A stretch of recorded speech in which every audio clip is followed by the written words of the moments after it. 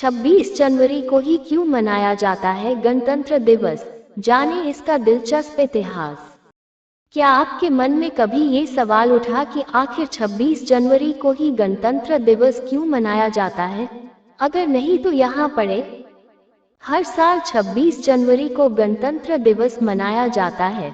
ये दिन भारतीय लोगों की लोकतांत्रिक रूप से अपनी सरकार चुनने की शक्ति को भी चिन्हित करता है। इस दिन पूरे देश में राष्ट्रीय अवकाश रहता है।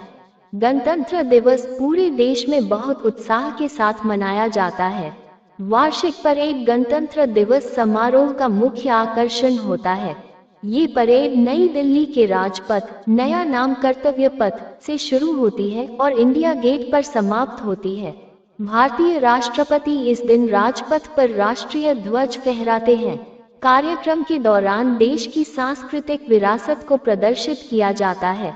भारतीय सेना, भारतीय नौसेना और भारतीय वायुसेना भी इस दिन कुछ मौत को मात देने वाले स्टंट दिखाती हैं।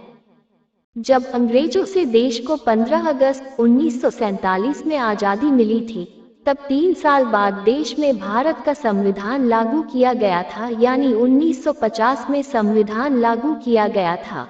भारत में 26 जनवरी 1950 को देश भर में प्रथम गणतंत्र दिवस मनाया गया था।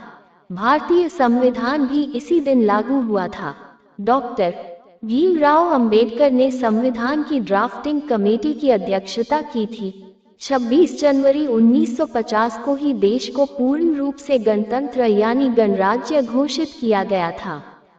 इससे एक साल पहले 26 नवंबर 1949 को भारतीय संविधान सभा ने देश के संविधान को भी अपनाया था।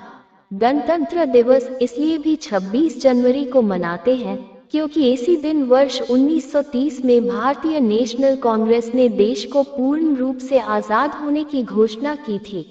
पूर्ण स्वराज घोषित करने की तिथि 26 जनवरी 1930 को काफी महत्वपूर्ण माना गया और इसलिए 26 जनवरी 1950 को भारत का संविधान लागू किया गया, जिसके बाद 26 जनवरी को गणतंत्र दिवस के रूप में घोषित किया गया और इस दिन को मनाया किया जाने लगा।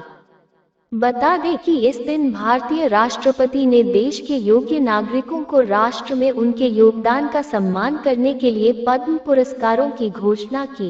वीर जवानों को परमवीर चक्र, वीर चक्र और अशोक चक्र भी प्रदान किया जाता है। गणतंत्र दिवस परेड का लाइव वेबकास्ट उन लाखों लोगों के लिए भी सुलभ बनाया गया है जो इंटरनेट या टीवी पर परेड देखना चाहते हैं। भारतीय संविधान के बारे में कुछ तथ्य। 1. भारत का संविधान दुनिया का सबसे लंबा संविधान है। 2.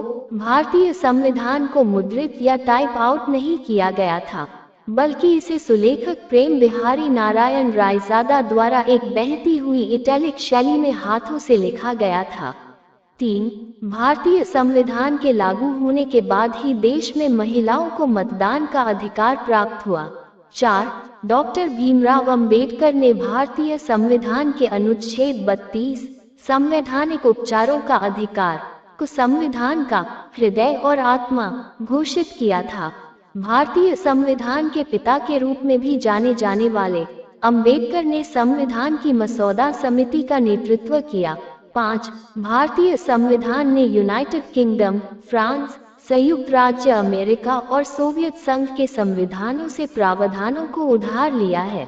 हमारे संविधान के मूल सिद्धांत विभिन्न अन्य संविधानों से प्रेरित हैं।